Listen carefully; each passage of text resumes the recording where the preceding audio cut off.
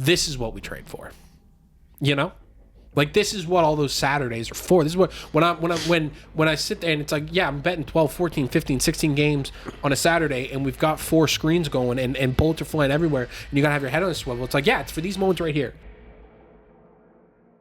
I bet my life I'm a dice shaker. Electric lights on a skyscraper. It's up and down. Welcome to Diceshaker Podcast. My name is Jordan Brown. I'm the host of the Diceshaker Podcast. With me, as always, the man behind the scenes, Tyler Hartley. Thank you, sir. Thank you, Jordan. We are getting towards the end of it now. Today is December, mid-December. It's the 18th. We're through 15 weeks of the NFL season. We're in officially bowl season has started in college football. And the big thing that everybody wants to talk about is I went 7-3 this past week. We are now at 59% on the year with 3 weeks left to go in the NFL season. High water mark at one point was about 67%. Low was about 54%. We've battled it back up to 59%. Now, why do I say that? Number one, I say it because it's very impressive. Super impressive. Very impressive what I've done.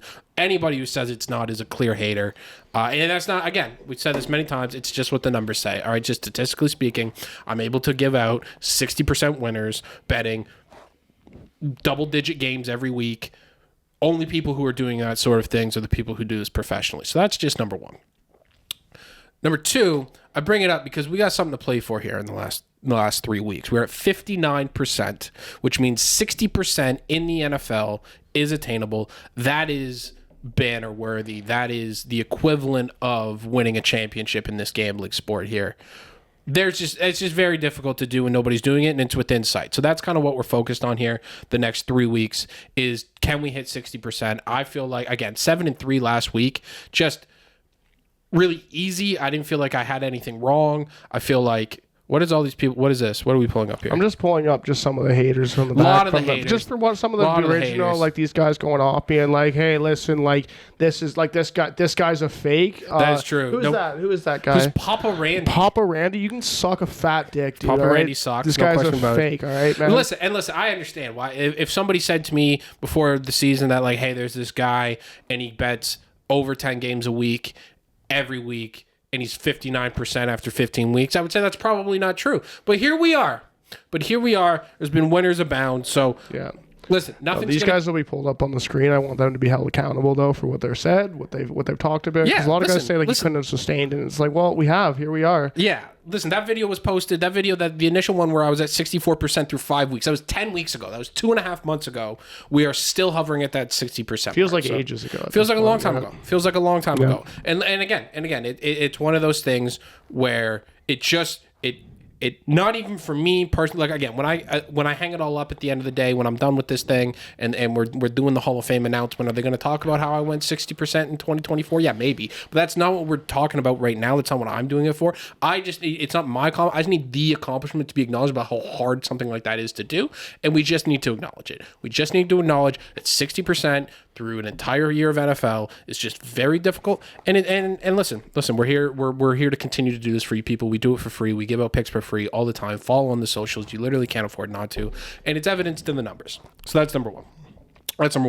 Now, again, no credit to me. I'm not looking for credit here, but some would maybe give me credit for my chase for 60% being the only interesting thing left going on in the NFL this year. These last 3 weeks are going to be boring. The AFC is already locked up playoff-wise. We know who the teams are. It's just a matter of seeding now. The NFC is largely locked up. We're going to have a mid-off for the NFC South title, and we're going to have a mid-off for the NFC West title. Other than that, it's pretty much locked up. We know who the good teams are. We know who the bad teams are. This is, in my recollection of things, the only time I can recall where we've had this much of a dividing line in the NFL between, like, the good teams and the bad teams. Like, there's like 8 teams with 3 wins or less right now in the NFL. Yep. And then a bunch of, obviously the Chiefs have 1 loss, the Eagles 2 losses, the Lions 2 losses, the Bills 3 losses.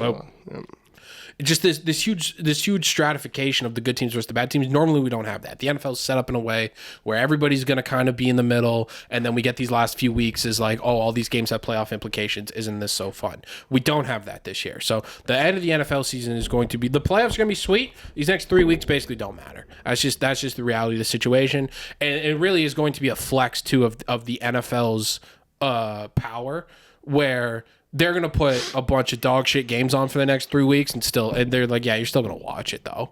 Like everybody, you know what I'm saying? Like Saturday we got 2 games that really don't make that much of a difference to either team involved. I guess the one game kind of has NFC North implications, but the Steelers are already so far ahead of the Ravens that it's not really going to matter. Everybody's going to watch those games, and we're going to talk about Saturday in a bit, but so really going to be a flex of just how like the NFL can put anything on TV and do a crazy number. So that's what we got for the NFL in terms of moving forward from this last week. Not a ton. Again, there just wasn't a lot of games that mattered. Lions Bills, the Bills come out and win that game. I had that one wrong actually. Just really surprised that the Bills defense able to get the stops that they got early in that game. The Lions, we've got concerns about the Lions moving forward. And it's just the type of thing that happens when you're going to try to be a Super Bowl contending team and not have the stud quarterback. In that, what that means is you have to. It's the Niners thing. You're going, okay, so we're gonna have the average quarterback, and we're just gonna have a bunch of talent everywhere else. And so, okay, what happens when those guys start to get hurt? We're starting to see that in Detroit a little bit here. Obviously, the Aiden Hutchinson thing earlier in the year, they just lost Allie McNeil this past week. He seems like he's out for a long time. David Montgomery is now out for the year. So the injuries are starting to pile up for them, and they play in a way that they can't really afford that. Like they don't have the quarterback who can just make up for that sort of thing the way other contenders do. So things are starting to get real interesting for Detroit. Obviously, the loss last week puts the 1 seed in question now. The Eagles continue to win. The Eagles Commanders this week is a big one. I think if the Eagles get that, they're going to have the inside track to the 1 seed. And if you're telling me the Lions are going to have to go on the road in the NFC Championship game and play the Eagles, who are a very similar team to them, just healthier and better equipped to play that style, I don't know if I can put a lot of faith in the Lions. We all love the Lions story so far, but you can start the wheels have not fallen off, but they're loose. Yeah, they're wobbling a little bit. They're driving on the highway and they're like, "You hear something?" Like, what? It's like, I think it's fine. We can make it to the next gas station.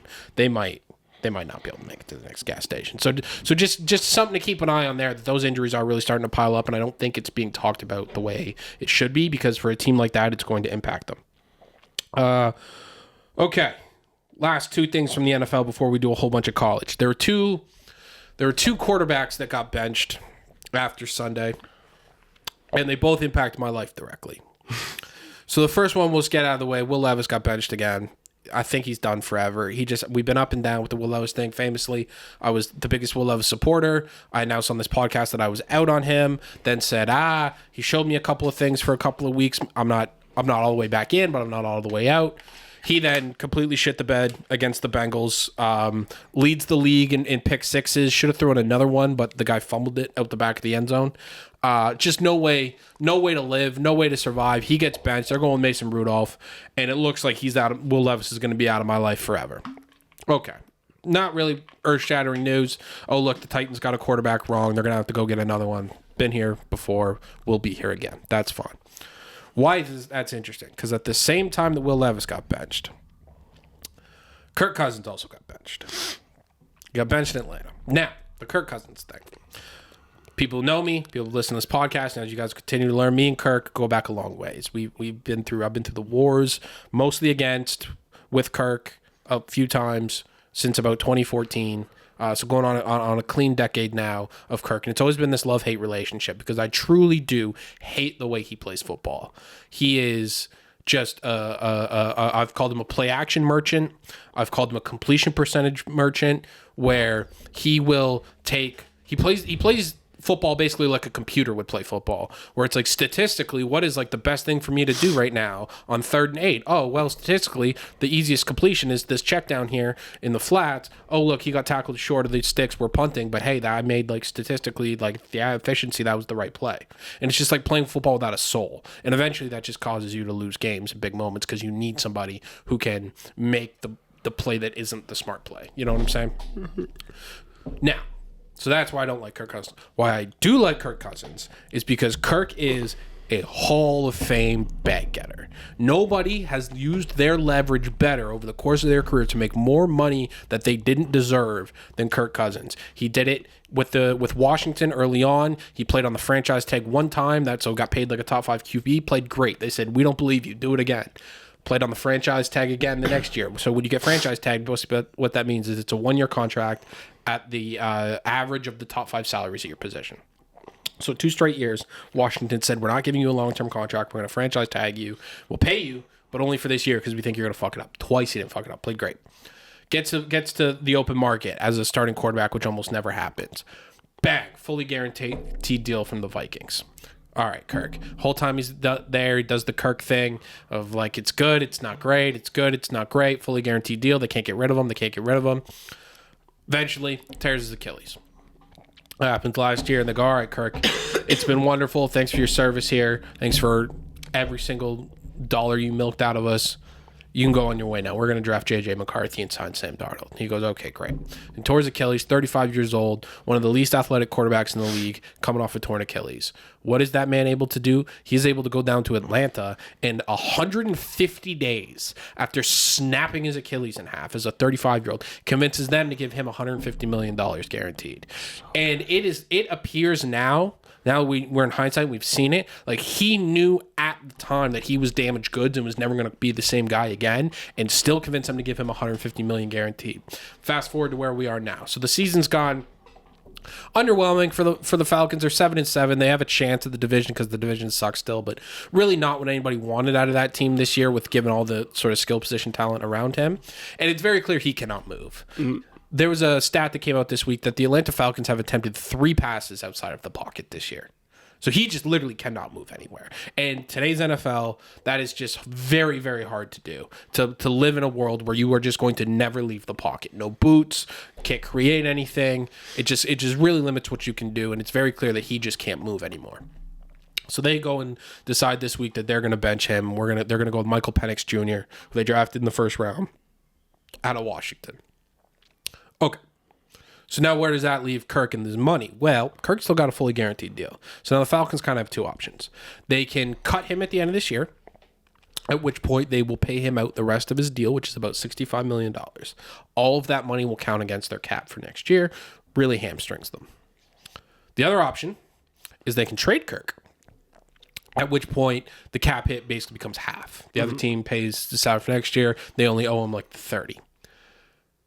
That is predicated on somebody willing to trade for Kirk Cousins and pay him $30 million next year. I don't think that's out there. I don't know who would do that. I don't know who's getting tricked at this point again. Right. You know, we all know what he is at this point. I don't even know if he was necessarily tricking the Vikings at the time that he got signed, but like he definitely tricked the Falcons. I think they probably knew he wasn't worth the money and was like, yeah, but he was close and he was exciting at that point, right? Exactly. And he just found a sucker, right? Like, yes. and that's really a life. And this is why I like Kirk a lot in the way he operates business. Is like, I don't need to be the best quarterback. I don't need to find like, I don't need every team to want me. I just need one sucker. And he suckered Washington twice. He suckered the Vikings, and he suckered the Falcons. And now, listen, I think the most likely outcome here for Kirk is they are going to cut him. I don't really see another way forward for him. They could keep him on the roster and continue to pay him. I don't see that. Seems unlikely. Seems untenable. And I don't think they can find a way to trade him. So that means he's going to get cut, which means they're going to pay him $60 million to go home. At which point, I will have no choice but to declare he is the greatest scam artist in the history of professional sports. He's the best. Kirk Cousins is going to go home when this is all said and done. He's going to go home with $500 million in the bank. And I don't think he was ever one of the best 10 quarterbacks in the game. That's insane levels of bad getting, which is, again, I love that. I cannot fault him for that. So that's where the love-hate comes from. Hate the way he plays football. Love the way he's operated himself off the field. Truly, truly do. Now, how does that all tie together? Kirk, say I'm right. Say Kirk gets cut, right? So now he's going to be looking for a team. And knowing what I know about the Tennessee Titans and how they do things and the quarterback situation they're going to be looking at. Because if you're the Titans and you're looking at quarterback for next year, go, okay, Levis is out. We can't use him. Look at the draft. Titans they're going to have probably a pick in the 6 to maybe 3 at the highest end range. So, okay, so quarterback draft this year, it's not great. Shedeur Sanders is kind of the number one guy. Cam Ward is kind of seen as the second guy, but he's got question marks. And then we're into like the Quinn Ewers of the world. That would be a disaster. I hate the Quinn Ewers thing. So, go, okay, so maybe the draft doesn't work, or maybe they take a guy in the second round. Still need a guy for next year. Now, the name everybody's been talking about for that has been Aaron Rodgers, because Aaron Rodgers lives in Nashville. And I go, okay, well, then maybe that would work. I don't really, Rodgers is very similar to he's obviously more talented than Kirk still, but he can't move anymore. He's very old. He's coming off the Achilles, the whole bit. The Titans roster is not one that's like, oh, we just put Aaron Rodgers in and now we're contenders. That's not really where the roster's at this point. So then the other option besides that would be pay Sam Darnold. It looks like Sam Darnold, talking about bad getters, it looks like Sam Darnold's about to cash in. People are talking about like top of the market deal for Sam Darnold. So like we're talking like $50 million a year, somewhere in that range, which I just will never. Oh, we can't be that level of sucker. I can't have the type. Maybe they do it, and then we're the sucker this time around, just like the Falcons were, just like the Vikings were. Maybe we can do that. They are a sucker organization, so I could see that. But just knowing how the Titans love to embarrass me, they've done it my whole life. And how the world just has a funny way of putting my football interests in tough spots. I think 2025 starting quarterback for the Tennessee Titans, Kirk Cousins, is a possibility. At which point I'm going to be, that's a disaster for your boy. Because like I said, I've campaigned for a decade over I hate this guy. And then for him to just be at the end with the worst version of Kirk, be out there wearing a Titans jersey and ruining my life every Sunday, that would be a very fitting way for Kirk to go out, because he's ruined many Sundays for me over the years. So he'd just be like, hey, I found the way to get all 18 of them next year. Every single Sunday. Every Sunday. So that's a disaster. That's what we're rooting against right now, is Kirk just can't end up on the Titans next year. I don't know what the Titans are going to do. It's going to, no matter what they're going to do, it's not going to work. I know this, right? Like until the ownership sells the team and we do something different, it's just going to be a different flavor of this. Where it's like, again, they just continue to embarrass me on a regular basis. I can't have them embarrass me with Kirk. I can't. That'll be... I've never turned my back on the Titans. There's only one sports franchise I've ever like not quit on, but been like, all right, like I'm taking a break from. That was the Red Sox when they traded Mookie Betts. Mm-hmm. I've only done that but one, but it's like, man, it would be very hard for me to watch Titans games next year if we're going to be bad and Kirk Cousins is going to be the quarterback. So just watch this space. We'll obviously be recording during the off season, so if it happens, we'll talk about it. But that is the current disaster that I've been thinking about. We'll have a nice Kirk watch going on. That'd be an awful situation. All right, so that's the NFL. We're gonna take a break now. Tell you guys about our sponsor, then we'll get into the college thing. All right, just want to take a break to tell you guys about Wanna Parlay. Wanna Parlay is a new way to play daily fantasy sports. So for you people who like the prop bets, who like the parlays, this is for you. What it does is it allows you to build a parlay and compete against others to win money and prizes. So how you got to do it is you got to go to the App Store. You want to download the Wanna Parlay app. You're going to create an account. When you create the account, you want to enter the promo code DICE. That's DICE, DICE. That's going to get you a free deposit match up to $250 on your first deposit. From there, you just build your parlays, join groups, compete against others, get put on the leaderboard, win prizes, trips to NFL games, win money up to, I think, $2,000 on a $2 parlay you can win. So check them out. Wanna Parlay. Thank you. All right. Big week in college football. Big week. First week of the playoff. And we have on Saturday what I think, for my money, is the best slate of games in the history of football.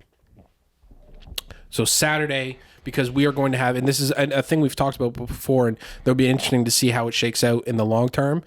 The NFL likes to do their Saturdays in December. Well, now there's college football games on Saturday in December. The NFL did not move their games. They are doubling down. So now we have a slate on Sunday that is going to go, we have Penn State, SMU, An hour after that, we get Chiefs Texans. Mm-hmm. Then after that, we get what do we get? We get Clemson Texas, and then an hour after that, we get Ravens Steelers, and then the nightcap we get Ohio State Tennessee. Yep. So that is 5 huge games featuring marquee teams, both in college and in the NFL, and every start time is staggered. So that means no games are starting at the same time, no games are finishing at the same time. That is, for the football fan, for people like me and people like you if you're listening to this podcast, that is the perfect Saturday. It is the best slate I've ever seen in my life, and I couldn't be more excited about it. Thank God. And we're not. This will be maybe the last time we'll do this, because dunking on the 12-team playoff sucks, guys. Isn't even fun. Like they've admitted defeat.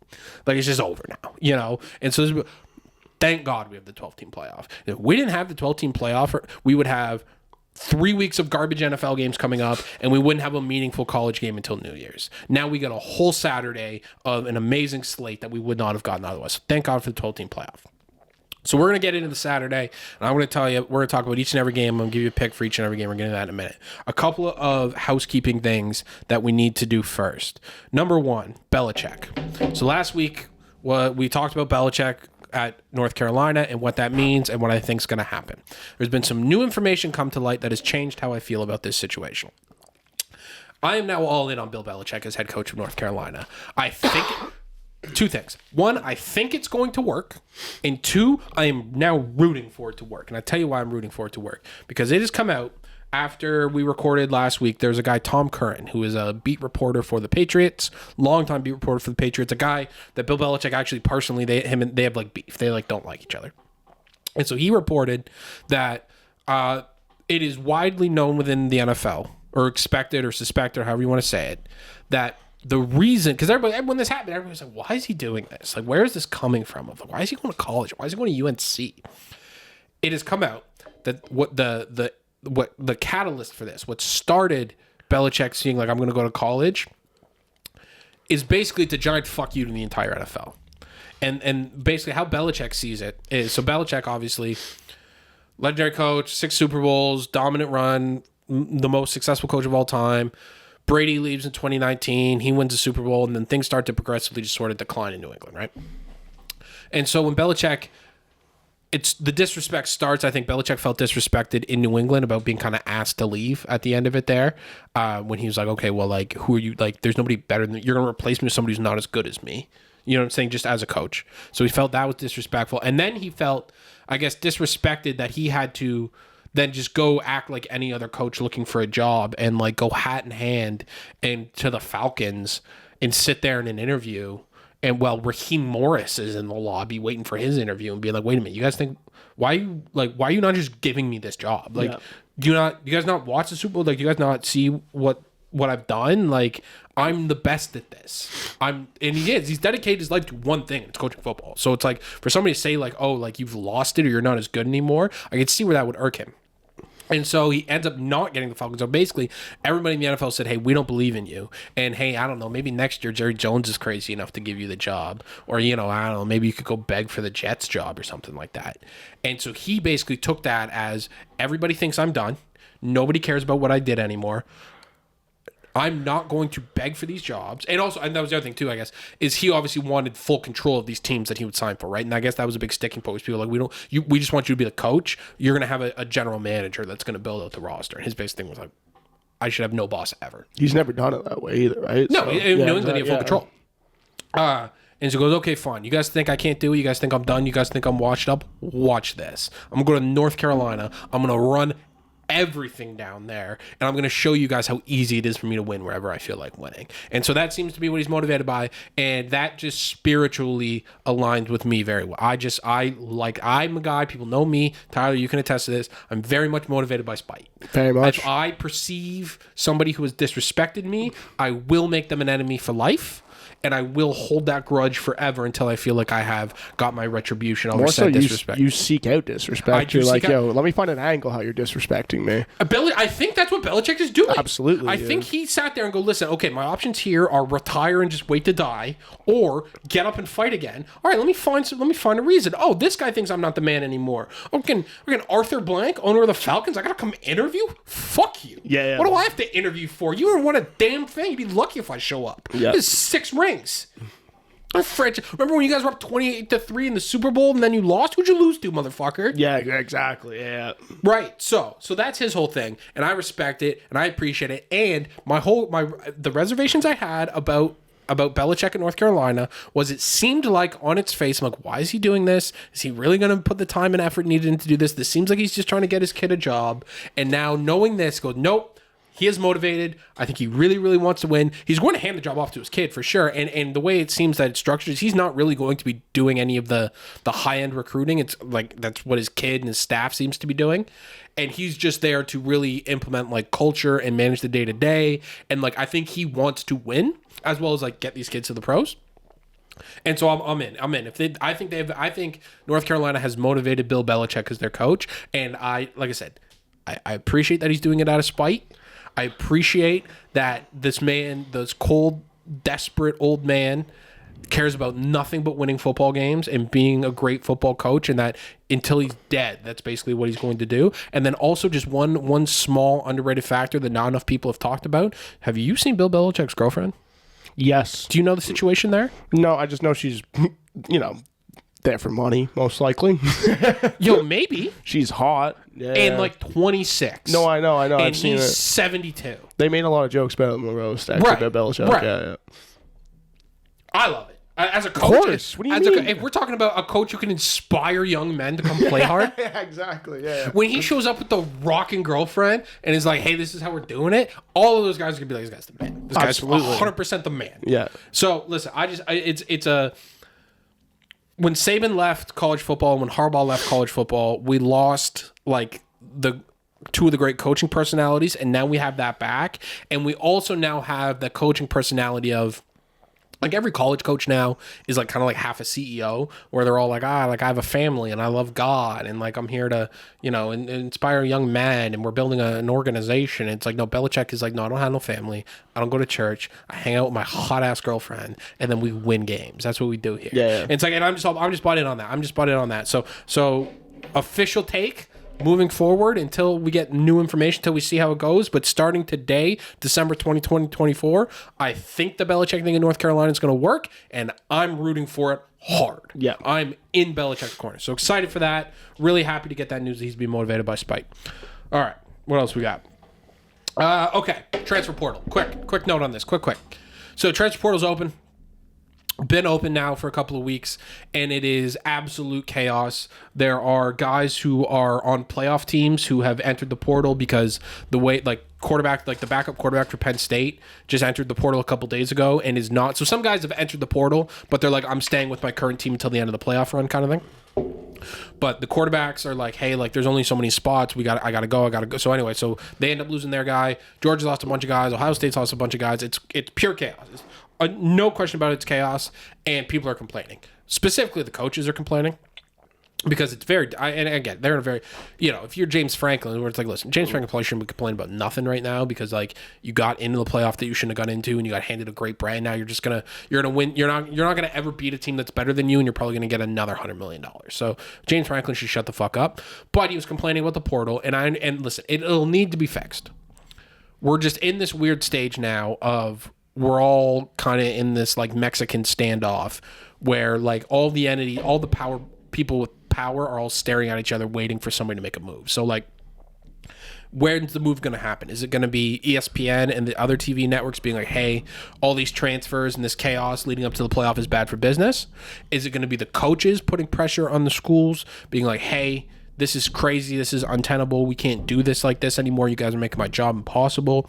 Is it going to be the schools themselves going, hey, this whole thing makes us look bad, and the fact that we're just getting bent over the barrel to these 18-year-olds' demands every year? Like there's a transfer receiver from Texas Tech who transferred to I believe he's going to Ole Miss now, who just his list of demands came out, and he has like 8 career receptions. Like this guy's done nothing, and like his demands that came out, and it's like, who knows, maybe it's not true, but like it's probably pretty close to the truth of like in there is like travel to and from all games plus hotels for like 10 family members. He gets a personal driver to and from practice every day. He gets like a cattle. It gets a whole bunch of stuff that is like way better than NFL guys have it. And so the schools probably don't like being put over a barrel by these 18-year-olds who have done nothing for them, you know? Mm-hmm. And so, but the only way to take that away is to give them contracts and make them employees. And then you got to give up you got to make a little bit less money, right? And so eventually that's going to happen. It's just who's going to make that happen? Is it going to be the schools themselves deciding that it's not worth it anymore and they got to give up the money? Is it going to be the TV network saying, hey, this is bullshit, you're messing with us, our product, you need to give them the more money? Or is it going to be the coaches being like, hey, like this is, I can't every year having to, every player on my team is a free agent. Like it's just not tenable moving forward. Mm-hmm. So it's going to get fixed somehow, some way. We're just waiting to see how. What I will say is the people who are complaining about the transfer portal and the chaos, it's like, we got to keep some chaos in college football. Mm-hmm. This whole, like, we got to regulate it and we have to have clear contracts and free agency. It's like, I get we're going to that eventually.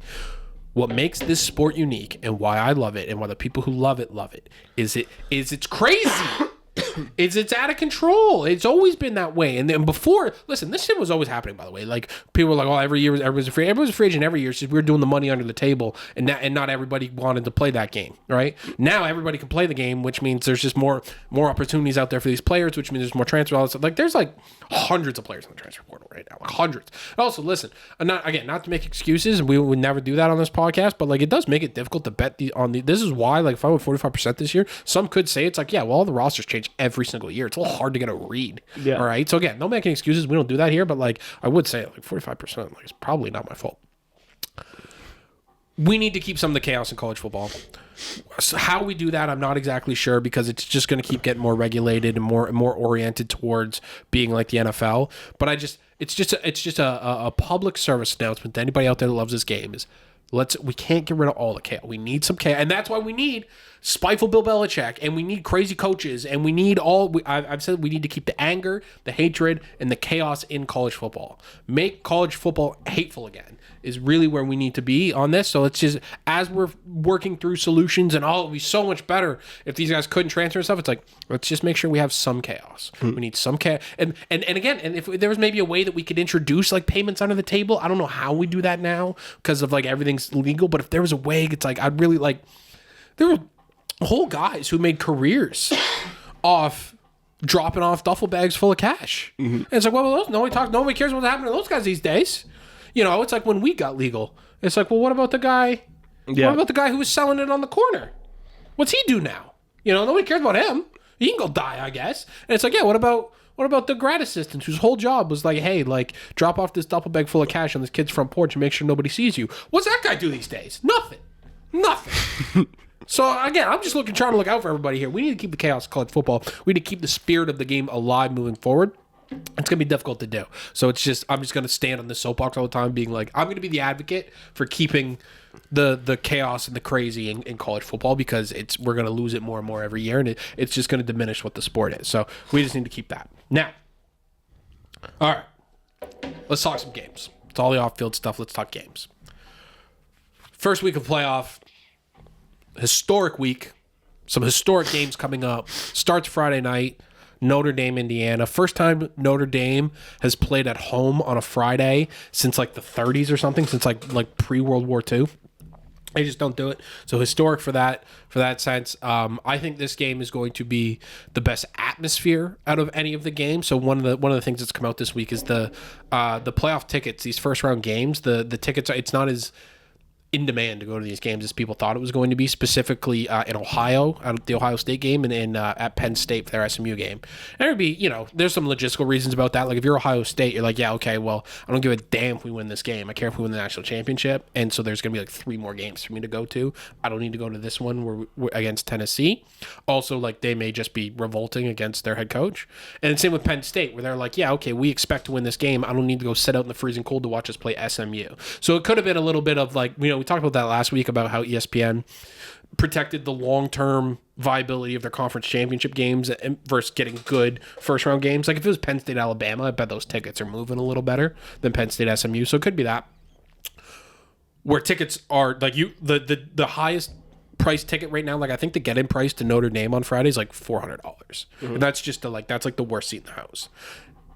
Again, part of that is probably the Indiana thing. Both schools are very close to each other, so like fans are going to travel and stuff. But I think it's going to be an amazing atmosphere. It's supposed to snow, so we're going to get Notre Dame at night in the snow, first college football playoff game ever, and just 2 teams. So kind of the path for how these teams got here. Indiana is the most unlikely team in this playoff to be here. If you told somebody at the beginning of the year Indiana football was going to be in the first ever 12-team playoff, you would have been called crazy. They got a new coach this year. His name's Kurt Cignetti. He was at James Madison before this. He did a really smart thing, and he's won it, but just a born winner. He had a famous line earlier this year where they asked him, they're like, how do you convince kids to come to Indiana? He's like, I tell them to Google me. Because he just wins. And so when he got to Indiana, he brought with him like the group of 5 all-stars. So like any kid who was worth a damn on a low-level roster last year that he like knew about at James Madison, he brought with him to Indiana, including the quarterback Curtis Rourke, who is from Oakville. He's a Canadian kid. So he brought them all to Indiana with him. Indiana ran through their schedule with the exception of Ohio State. Very easy schedule other than Ohio State, though. So it's always that question of like, are these guys good or are they just not playing anybody? Are they good or are they just not playing anybody? Very unlikely story for them to even be here. Now they're here. They acted like they should have had a home playoff game. That's probably not true. But very, very unlikely that they're in this spot. Versus Notre Dame. The most, I don't want to say this wrong because I hate giving these people credit. One of the most storied programs in college football, like truly a pillar of the sport. Like if you think about the programs that define college football and have built it, you have to include Notre Dame in that for many reasons, but they are there. Now, listen, they've not won nearly as much as what they would like to make you think, and they've been relatively mediocre for most of their existence, especially since black players started playing, but nobody wants to talk about that. However, they have basically they're very talented. They're very good. They've basically run through their whole schedule throughout the course of this year, with the one exception where they lost at home as 28-point favorites to Northern Illinois. Mm-hmm. That is their one loss this year. So very interesting that where it's like this super high-powered, high-profile, supposed to be good team, a team that's supposed to be in the playoffs, supposed to be in the playoff every year. Literally, the 5th seed is going to be called the Notre Dame seed because they can never get a top 4 seed because they don't play in a conference. Mm-hmm. They can't win their conference. So they're like locked into that 5 seed pretty much moving forward. So they're they're actually not the 5 seed this year, but like that is the spot for Notre Dame. They should always be in the playoff, but they've got that glaring hole that when you guys lost to Northern Illinois versus guys who weren't supposed to be here, who have beaten everybody. It's like except for that one good team you played, you lost to them. So it's this push pull here of like just 2 really opposite ways of getting to this point. So that's very interesting to me. Now, from a football perspective, I don't think, and this is going to be a theme. It's an interesting theme of all the teams that made the playoffs. Like if you looked at it and go, okay, what do a lot of these teams have in common? It is nobody has an elite quarterback. Everybody's got a good defense. It's quite interesting. It could just be how it shook out this year. Could be a trend of like, hey, maybe that's how you be successful in this new era of college football where the talent's spread out more. But that's what we've got. And so with the cold and the way that I just like when I watch Indiana play, where their weakness really shows, where that lack of talent really shows on the offensive line. Notre Dame's defensive line is very good. So to me, that screams Notre Dame advantage. If the only time Indiana played a team close to as talented as Notre Dame was when they played Ohio State, and I thought Curtis Rourke was going to die in that game. He was under so much pressure, it was unbelievable. They really couldn't do anything on offense. I think it's going to be a similar situation there. I don't want to lay them with Notre Dame, though, because I don't trust their offense at all. Their quarterback, Riley Leonard, to me, just a guy. Again, this is going to be a theme as we go through these teams, but I don't trust their offense at all. In the cold, big environment, in the snow, I'm taking under. We're betting under, and it's like, is that an anti-football pussy move to the first ever college football playoff game to take the under? And it's like, yeah, maybe it is. Listen, I'd hear that argument out if somebody said you can't bet the under in this game. But you know what? I can't. 45% on the year in college football, and I will not put myself in a position to lose the first one. I'm not gonna have it for the rest of my life. Go, hey, what happened? When I got little kids running around one day and be like, hey, what happened in the first college football playoff? What'd you have? It's like, an over, and it lost by 1 million. I go, why'd you do that? I go, well, I thought like the spirit of things. Then they got to walk around and be like, oh, dad's a loser.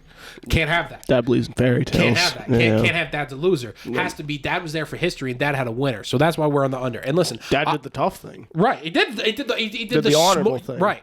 Listen, so I have under 53.5. It's now at 51.5 because I bet it like really early. I would bet under 51.5 all day there again. I don't think Notre Dame can block. Or I don't think Indiana can block Notre Dame. And I think Notre Dame, especially like they're looking at this sort of gauntlet of games they're going to have to play now. All these teams are, right? Of like, you win this one, there's 3 more you got to win. They want to get this over as fast as possible, as healthy as possible. I think run the ball, no risks, really try to possess it. And so that's why I think under there is a great bet. So we're on under on the first game. Do like Notre Dame. I think Notre Dame wins outright. We'll kind of, we'll pick each game as a winner just as it goes here, just to try to keep the bracket for you guys. But under is the play. Next game, Penn State SMU at Penn State. Line right now, Penn State 8.5, opened at 7.5. I think the total's in the mid 50s somewhere as well. Get right to it on this one. We are laying it with Penn State. I got it 7.5. I would lay it at 8.5. Here's why I'm laying it with Penn State. Now, people, I know right away, people are like, wait a minute, didn't you say Penn State are frauds and they never win the big games? And it's like, that's true. That's true. Do you know why they never win big games? Because anytime they've played a big game up until now, they've been playing a team that's better than them. SMU is not better than them. Okay, SMU is far worse than Penn State, and they're going to be playing in a hostile, cold environment that they're not used to. And if there is one thing Penn State does, it is beat teams they are better than. So that's number one. Number two, there is no coach out there that I trust more to cover a number than James Franklin.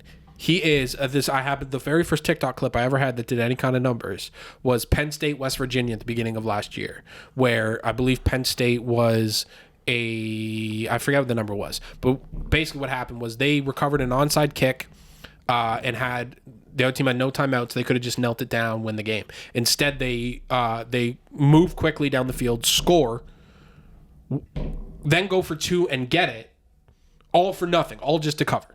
Mm-hmm. James Franklin has openly said before he knows what the spread. He's trying to cover for the boosters, which is, again, a great thing. Because, like, if I ran a college football program, that is how I would judge my coach. Yeah, that one right there. Play it. No, yeah, I'm just going to show it on the screen then. You want me to play right now? Yeah, play it, because I forget exactly what the situation I'll play was. I remember it was just an all-time cover. We just had one of the best gambling moments I've seen in a long time. Definitely the best one so far this year. So Penn State just beat West Virginia 38-15. So the line on this game when it closed was Penn State by 21 and the total at 48.5.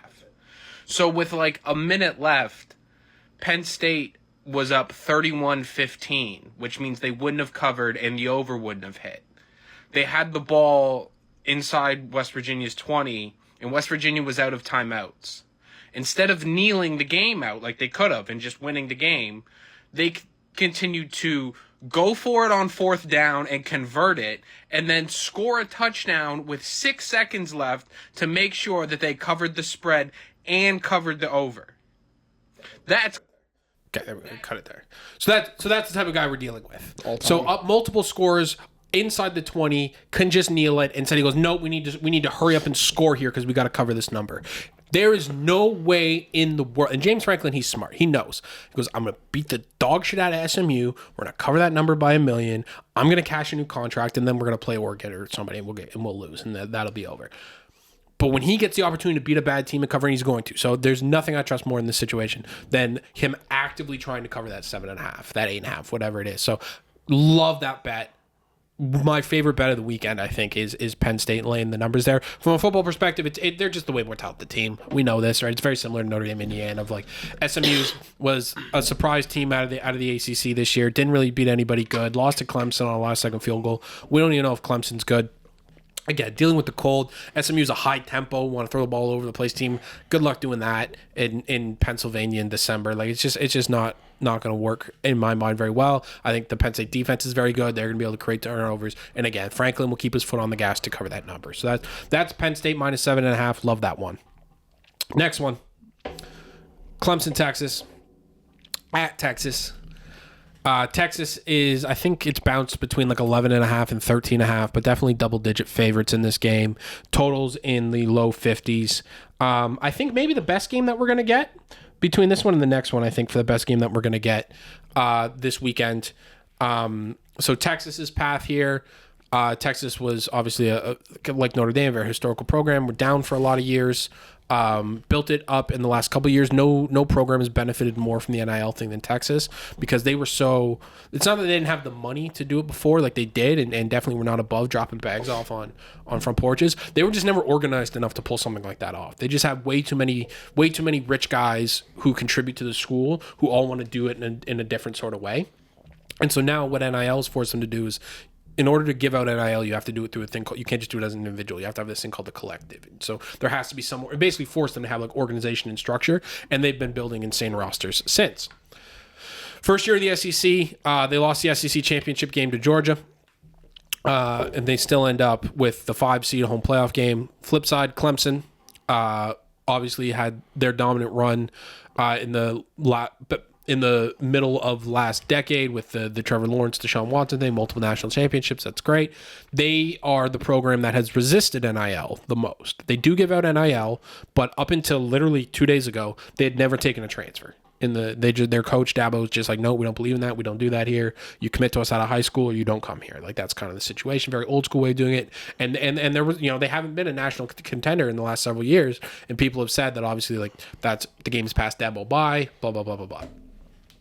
They end up winning the ACC championship game and making the playoff. And so now you've got this situation where Texas is built for the NIL era, and this is their moment. They were supposed to win the SEC, they didn't, but now this is their moment where, okay, Texas is going to win this game, and they're going to go on a playoff run, and Texas is back as this juggernaut in college football that they really haven't been. Really, you guys really want to get into it? They really haven't been that kind of type of juggernaut since the 60s, but certainly not. This is the biggest game they've played since the 2009 national championship, so biggest game for them in 15 years. Versus Clemson, who is the anti-NIL program, and they had a bad year, and they weren't supposed to be here, but god damn it, Dabo can coach himself a football team, and they figured it out, and they got there. All right, so that's where we're at. We're playing that game in Texas. Defenses in this game, both very good. Texas's defense is quite good. Really at all levels. Like there's talent everywhere. Their defensive line is good. Their secondary is very good. Same with Clemson. Clemson has a ton of talent on the defensive line. Not as much in the secondary, but they're still pretty good. Both offenses are suspect. I don't really trust their offensive lines. I don't really trust their quarterbacks. I don't really trust their skill position. So yeah, it's probably there's another under. It's another under in this game, and it's really not how I want to do this. Like if it was up to me, it's not what these bets would be. But like these books open these lines so high, and it's like Texas hasn't scored that Texas Georgia game. Texas didn't score at all in that game. First half was like 6-3, wasn't it? Right. Yeah. They didn't score all in that game. They played Texas A&M, who also has a good defense. They didn't score on them. Like they ran up points on a bunch of teams that aren't very good. Clemson's defense is very good. I don't trust their offense, and it's just a situation where this total in the 50s, I think it goes way under. So it opened at 52.5, and then now it's at 51.5, and that's the bet. I think it's under.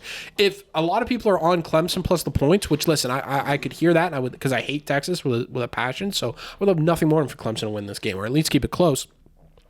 But I can't trust that offense to go into on the road and be able to score enough points here.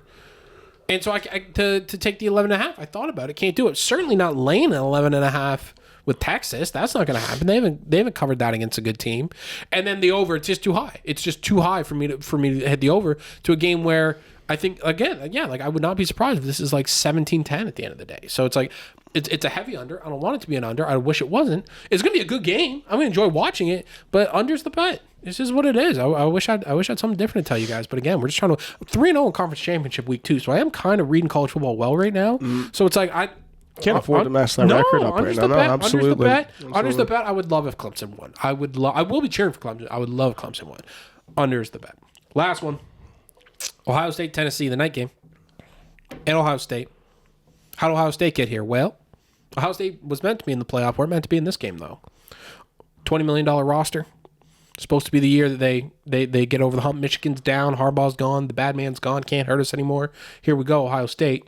Well, they played Oregon in the regular season. They lost, but that game was close. You go, okay, well, Oregon's really good, too. They're number 1 seed. That's fine. We'll get them again in the Big Ten Championship when we see them there. Great. Well, now we got Indiana coming here. Okay, they're frauds. We're going to show them that they can't play with a good team. Yep, win that game. Okay, great. All you got to do is go beat this terrible-ass Michigan team. You guys can do that, right? Michigan's terrible. They don't have a quarterback. They're brutal. They're a 500 football club. Nope. Lost. Now the sky's falling in Columbus because now it's like, well, maybe the coach is getting fired. There's rumors that Mike Vrabel, my old guy, Mike Vrabes, went to Ohio State, used to coach at Ohio State. There's rumors rolling on the internet that he's looking at houses in Columbus this weekend. So that's hanging over the program. Ticket sales, not good. Are the fans revolting on Ryan Day? Do they want him out of there? Are they boycotting this playoff run and by them saying, hey, I don't care if you win the national championship. It don't matter. You lost 3 straight times to Michigan. Yeah. Maybe. So that's Ohio State. That's how they're here. They get the home game. Not supposed to be. Don't want to be here. Truly don't want. They did not think they were going to be playing in this game. They are. They do have a relatively easier path. Like they have to play Oregon again next week if they win this game, but they played them close last time. So it's not impossible. If you told me Ohio State won the national championship, I could see it, but I don't think it'll mean anything to them. And so that's very interesting. And then on the other side, Tennessee. Very similar to Texas a little bit in that like the program is a huge, massive, historic program that has won national championships before. They've been down forever. NIL comes around. They get their shit together, and now they're rolling. We're supposed to be better than they were this year for sure. The defense is as good as it was supposed to be. The offense has not come along. And so that puts us in a position now where this is the lowest total of the week. It's at 46.5 now, 45.5. It's open at 47.5. And it's really just going to come down to a situation of like, can anybody block anybody in this game? The Ohio State offensive line is banged up. We saw that against Michigan. We saw that against Indiana a little bit. They couldn't block anybody. They don't have a very good quarterback. On the other side, Tennessee, very good defensive line. Got James Pierce, their defensive end. He's going to be like a top 10 pick next year. Lots of other guys that are talented. They have a quarterback, Nico. I'm going to get this one right. Nico Imiovalia. He's a Hawaiian cat. One of them. Yeah. One of them DJ Uiagalelei types. Yeah, that's what I actually was wondering. I was trying to pin where that. Yeah, I've heard that before. DJ Uiagalelei. I've just heard that little like the little ring. Imiovalia. Yeah. Imiovalia. Yeah. So he's up there with the Tua Tagovailoas and the Marcus Mariotas and Hawaiian cat, right? Very good, very talented, but he's fresh. But he's first year, so he hasn't come along quite as well. So we've got again, it's a very similar situation. We have two teams who don't have very good quarterbacks, who have really good defenses, and they also don't have good offensive lines. Under. Oh, it's just the bet. It's just the bet. It sucks. I don't like it, but it's like I don't see how. Like, go watch that Michigan-Ohio State game again. That game ended like 19-13 or whatever it ended. It was a dogfight. I think it's going to be another dogfight. It's going to be cold. It's potentially snowy. I think it's going to be... I don't think Ohio State's going to have as big of a home field advantage as they were thinking. I think there's going to be a lot of... It's only a 5-hour drive from Tennessee's campus to Ohio State's campus. And now with tickets being available, it's like I think a bunch of those Tennessee people are showing up. Yeah. So okay, so now, maybe it's 70-30 Ohio State, maybe it's 60-40. It's like, okay, then that's going to be hard, not as easy for Ohio State to operate offensively in. But I also don't think Tennessee can do anything on offense. I don't think they can block Ohio State. I certainly don't think their receivers can create any separation against Ohio State secondary. They're frankly too good. And so again, we are in the situation where it's just how these matchups broke out. And if you don't blame me, blame ESPN. They're the ones who made it this way. We just have a bunch of good defenses with bad quarterbacks playing each other. And that's kind of what this playoff is full of. It's just a bunch of teams who have really good defenses, not great offenses, and no good... Like, the best quarterbacks in college football are like Shedeur Sanders. He's not in the playoff. Cam Ward, he's not in the playoff. Garrett Nussmeier, he's not in the playoff. You go to John Mateer, the guy was in transfer now, was at Washington State, had like 44 touchdowns this year. They're not in the playoff. So, again, I think it might just be the way it broke out this year of like the good teams don't have good quarterbacks. Maybe that's a trend moving forward because how much quarterbacks cost and you can't build out the rest of the roster efficiently enough to be in the championship game, right? Look at Miami, right? Miami, every game this year they played, they Cam Ward. Every game they played was 54-48 and eventually bit them in the ass. They lose to Syracuse, they don't make it. Maybe you can't build a roster like that moving forward in college football. Well, we need more time. We need to figure it out. But for right now, this is what it is. It's a bunch of teams who don't have a stud quarterback and have a really good defense. And so that means we're going to have a bunch of unders, especially when we're getting totals in the low 50s and the high 40s. That all being said, those are the picks. I'll post them publicly elsewhere so everybody can have those written down.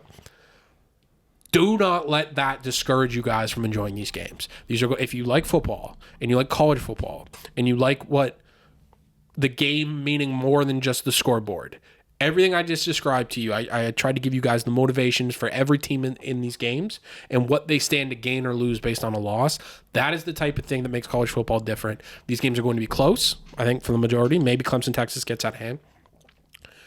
And anybody truly at this point has a shot at winning the national championship. Now, there's obviously some teams I don't think it's possible for Boise. I don't think it's possible for SMU. I don't think it's possible for Indiana. Any of these teams go in the national championship. So we're gonna get this kind of meld a little bit of like the best of college football in that like we're gonna get like the passion and the stakes of a big and the pageantry. I hate that word, but like that it's gonna be a spectacle to play these big games on campus, mixed with like the anything can happen nature of the NFL playoffs. And so I just again, it's a lot of unders. I understand. I don't want it to be that way. Hopefully next round we get some. I can make some more fun bets. For this round, it's 3 out of 4 unders. They're still going to be really good games. It's going to be fun. So everybody should tune in, watch them Saturday. Like I said, if you like this, and if you people, a couple of complaints out there I've heard floating around about, it's too many big games in one day. That's insane. It's too much for us to have college, NFL, college kind of staggered throughout the day. And it's like, this is what we trade for, you know? Like, this is what all those Saturdays are for. This is what, when I sit there and it's like, yeah, I'm betting 12, 14, 15, 16 games on a Saturday and we've got 4 screens going and bullets are flying everywhere and you got to have your head on a swivel. It's like, yeah, it's for these moments right here. It's for when it gets cold outside and it starts to matter. You've got it in you to bet 6 games. Dude, can you bet 6 games? It's the way they've staggered it, too. It's so perfect. You get to reset, be like, hey, I lost or won, move on to the next. And listen, I don't want to hear it. Like, here's what I say. If you're complaining about this slate, it's not judgment. It's a little judgment, but I'm just being honest with you guys. Because I always said, Diceshaker's for the people, always will be for the people. Be honest with you guys. If you're complaining about the slate on Saturday, you sound like a one TV guy. Oh, yes, exactly. And we're not catering to the one TV guys, okay? And I understand people, it's like, well, I only have one TV, because it's like, if you only have one TV, if you only have one screen available to watch these games, you're just not built for this. It's just not for you, and that's okay. Not everybody's built to go to war, right? The world needs plenty of farmers, right? Somebody's got to grow the food, okay? But the rest of us, the guys who are built for this, the guys who have trained for this, the guys who have been doing this their whole lives, we're going to go catch some skins on Saturday, all right? We're going to come back with some trophies on Saturday, all right? And it's, again, there's nothing I want more than to go from 12 noon on Saturday to, when's the last game start? 8 o'clock, so probably 11:30. We're going to go, let's call it an even 12. Let's go 12 straight hours of high stakes, high leverage, big football games. There is truly nothing better. So if you're complaining about that, listen, then this is just not for you. And frankly, this show is not for you. I don't know why you listen to this. Honestly, if you have one TV and you listen to this, I don't know why. Because I don't care about you at all. Anything I do, anything I'm giving out, any notes or anything I'm doing is not geared towards the one TV population. It is geared towards the people who are either A, have multiple TVs set up in their home, or B, already know what bar they're going to watch these games, has a good relationship with the bar so that they can make sure the right games are on at the right times where they need them to be. All right, again, you've had all year to play for this. We've been getting Saturday after Saturday after Saturday, war after war, day after day after day. You think I had some brew? I went 2-8 a couple of times. I got up the next day. You know why? Because I knew it was all leading to this. It was all leading to this. All the reps we put in, everything you've trained for, it's for this Saturday right here. And so embrace it, enjoy it. We'll see you guys on the other side of it to talk about all of it. But make sure you are appreciating what we have on Saturday, because again, I think it's the best Saturday in the history of the sport. And so that's just, again, I'm a guy who appreciates history, and that's what we have this weekend. So that's the episode. Thank you guys for listening. Thank you guys for liking, subscribing, share it, tell your friends, enjoy the games on Saturday, and we'll talk to you guys soon. Appreciate it. I bet my life I'm a dice shaker. Electric lights on a skyscraper. It's up and down.